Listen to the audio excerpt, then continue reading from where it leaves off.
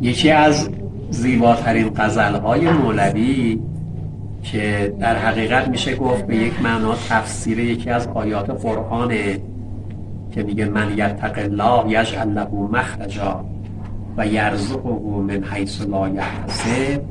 هر کسی که حضور الهی را درک کند و احساس کند این همیشه راه خروج دارد و هیچ موقع در بنبست قرار نمیگیرد. در قالب یک غزل زیبا مولوی این آیه را بیان کرده و تفسیر کرده.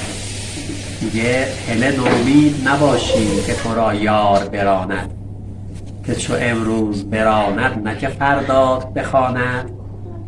در اگر بر تو ببندد مرو و صبر کن آنجا، ز پس صبر تو را او به سر صدر نشاند.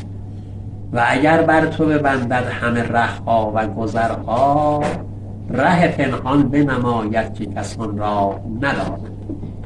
ره پنهان بنماید من حیث لا یحتسب، ره پنهان بنماید که کسان را نداند.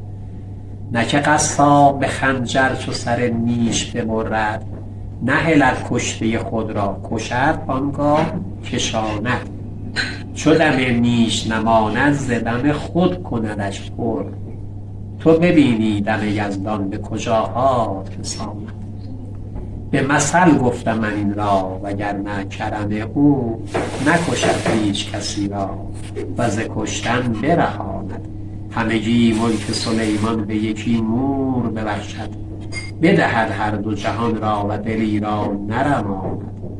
دل من گرد جهان گشت و نیابید مثالش، به چه ماند به چه ماند به چه ماند به چه ماند. لیس کمثله شیء، لیس کمثله شیء. هله خاموش که از این گفت، هله خاموش که از این گفت همگان را بچشاند بچشاند بچشاند.